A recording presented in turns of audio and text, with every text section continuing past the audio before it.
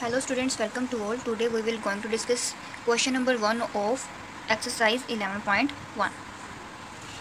क्या बोला गया? In each of the following बोलते हैं जो आगे सामने दिए जाएंगे उसके हर एक में आपने क्या करना है, गिव द जस्टिफिकेशन बतानी है कंस्ट्रक्शन की, आपने कंस्ट्रक्शन कैसे की है सब में। पहले क्वेश्चन किया है draw a line segment of length 7.6 centimetre. तो बनाते हैं लाइन सेगमेंट। तो अब हम 7.6 की लाइन लगाते हैं। 7.6 मतलब यहाँ तक, ये हमारे पास लाइन आ गई है। इसको नाम दे दो ए, ये दे दो बी, और ये लाइन कितने की है? 7.6 सेंटीमीटर की।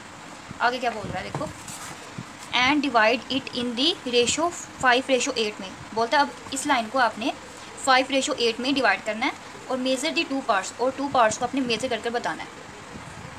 तो अब बच्चों ये देखो कि उन्होंने बोला है कि उस लाइन को हमने डिवाइड करना है 5:8 में। तो पहले आप क्या करना है, ये देखो आपने क्या करना है कि 5:8 बोला गया ना, 5:8 बोला गया। तो आपने क्या करना है कि 5 और 8 को प्लस कर लेना, तो आपके पास आ जाएगा 13 आ जाएगा। फिर आपने क्या करना है, हर बार आपने इस ए से एक एक्यूट एंगल लेना है। एक्यूट एंगल वो होता है जो 90 से छोटा होता है। जब ऐसे सीधा 90 होगा तो छोटा इधर को आएगा। हमने टेढ़ी लाइन लेनी है, ठीक है, रे लेनी है ए से, इस ए से लेनी है। देखो जितनी बड़ी ले सकते हो आप, ठीक है, जितनी बड़ी मर्जी ले सकते हो आप। उसके बाद हमने क्या करना है कि इसको आपने पेंसिल से बनाना है। मैं आपको पेंसिल बना के बता रही हूँ। आपने जितनी मर्जी खोल करना, ऐसे नॉर्मल थोड़ी सी खोल लेना, ठीक है। फिर आपने ऐसे आर्क्स लगानी है इस ए पॉइंट से, इस ए पॉइंट से। देखो कितनी लगानी है, हमारे पास 13 आया ना, 13 लगाएंगे। 1, फिर यहाँ से 2, 3, 4, 5, ऐसे मैं जल्दी जल्दी लगा देती हूँ 13, ठीक है। तो ऐसे बच्चों अपने 13 पॉइंट्स ले लेने हैं। अब इसको नेमिंग देंगे, जैसे ये आएगा A1, A2, A3, A4, A5, A6, A7, A8, A9, A10, A11, A12, A13, ठीक है। अब आपने क्या करना है कि इस 13 को इसके साथ मैच कर देना है सीधा, ठीक है। ये हमने मैच कर दिया। अब इस ये वाली जो लाइन है ना, इसके पैरेलल आपने एक और लाइन यहाँ पर ड्रॉ करनी है, ठीक है। तो पैरेलल लाइन कैसे ड्रॉ करते हैं मैंने आपको सिखाया हुआ है। चलो एक बार फिर ट्राई करते हैं। जहाँ पर आपने मीट करवाया ना, तो आप नॉर्मल खोल लो, जितनी भी खोलना चाहते हो इतनी खोल लो। और जब भी आपने पैरेलल लाइन लेनी होगी तो पहले किस में से लेनी है? दोनों में से, दोनों के बीच में हमने देखना ना, इसको डिवाइड करना है 5:8 में। तो इन दोनों में लेनी है, तो हमने ऐसे रैंडमली इससे ये एंगल ले लिया, ठीक है, आर्क लगा लिया। अब जितनी लगाई हुई है ना आर्क, उसको अभी हमने ना कम करना है ना बड़ा करना है। तो आपने क्या करना है, जब 5:8 बोला गया था ना, तो आपने 5 वाला जो है, ठीक है ना, वहाँ पर ऐसे ऐसे आपने एक आर्क लगा देनी है, लगा दी। अब आपने इसको मेज़र करना है कि ये कितनी की है, इसके साथ करना है, कंपास के साथ। तो ये है हमारी इतनी है, ठीक है, इतनी है। अब आप क्या करोगे, इस वाले पॉइंट से जहाँ पर ये बनाया था ना, इस वाले पॉइंट से यहाँ पर रखकर आपने ऐसे आर्क लगा देनी है। और यहाँ पर भी ये दोनों मीट कर रहे हैं ना, तो इस 5 वाले पॉइंट को हमने सीधा ऐसे मैच कर देना है। देखो कैसे करेंगे, इस वाले 5 पॉइंट से ये जहाँ पर मीट कर रहे हैं, तो ये हमारे पास आ गई पैरेलल लाइन्स, ठीक है। तो ये अब हमारे ये अभी 5 पॉइंट्स हो गए, 1 2 3 4 5, और बचे कितने हमारे पास? 8। 1 2 3 4 5 6 7 8, यही तो हमें चाहिए था। मतलब ये हमारा 5 है और ये हमारा कितना है? 8 है। ये 5:8 में हमारा जो है ये डिवाइड हो गया।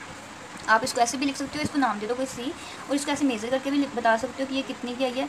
जैसे ये यहाँ पर कितने की आएगी? 3 की आई है, या 2.9 या कितने की भी आई होगी। और ऐसे ही हमने यहाँ से अगर करेंगे तो 4.6 आई है, ठीक है, ऐसे भी कर सकते हो। अब हमने जो कुछ भी किया ना, अब हमने जस्ट बताना है, हमने कंस्ट्रक्शन में स्टेप्स बताने हैं कि हमने क्या क्या किया, ठीक है। तो बच्चों देखो, पहले हमने क्या की थी, ड्रॉ 7.6 की लाइन सेगमेंट बनाई थी।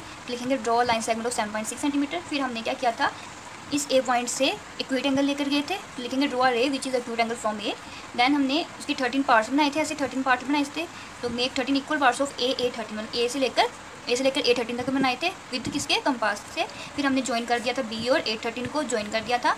तो आगे हमने सारे स्टेप्स नहीं लिखने होते, ठीक है, मेन बात बतानी है। फिर ये नहीं लिखने बैठ जाना कि हमने यहाँ से पर रख के ऐसे कंपास बनाई, ऐसे नहीं किया। जस्ट किया था, क्या था, जब हमने इस दोनों को मैच कर दिया था, फिर क्या किया था हमने, एक यहाँ पर एक पैरेलल लाइन बनाई है। लिखेंगे draw a parallel line CA5 to BA13, यही किया। ये देखो देन हमें क्या मिल गया, then obtain point C will divide line AB to 5:8। Then ये जो C पॉइंट है ये रेशो में डिवाइड कर रहा है AC को CB में, मतलब 5:8 में कर रहा है।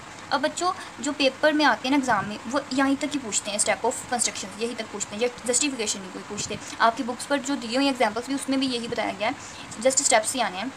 बट अगर उन्होंने पूछा है तो हम बता देते हैं जस्टिफिकेशन कैसे करेंगे। जस्टिफिकेशन ऐसे करेंगे कि हमारे पास जो दो ट्राइंगल्स बनी है वो कैसे बनी है, A5C ये वाली ट्राइंगल बनी है, और एक ट्राइंगल क्या बनी है, A13B ये भी एक ट्राइंगल, ये बड़ी वाली ट्राइंगल है, ये छोटी वाली ट्राइंगल है।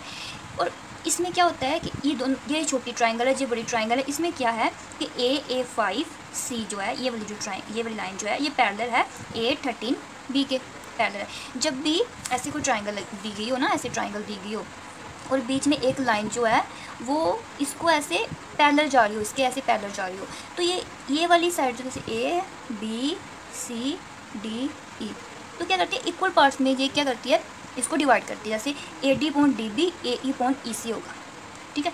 तो ऐसे ही ये क्या होगा, AC/CB A5/A5 A13, ठीक है। तो लिखेंगे AC/CB जब BC ये लिख दिया, आगे A5/AA13, ठीक है। ये ट्राइंगल है जैसे मैंने ये बनाई ना आपको बताया ऐसे। तो AC/BC ऐसे लिख देंगे, AA5 AA13 को किस रेशो में डिवाइड किया गया है, 5:8 में। ये तो हमें पता ही है, देखो AA5 ऊपर जाकर 5 बन रहा है, A13 वाला इधर जाके 8 बन रहा है, तो ये बता दिया। तो इसको हम जस्टिफिकेशन कर देंगे कि AC/BC = 5:8 के, हैंस प्रूव्ड हो गया हमारा।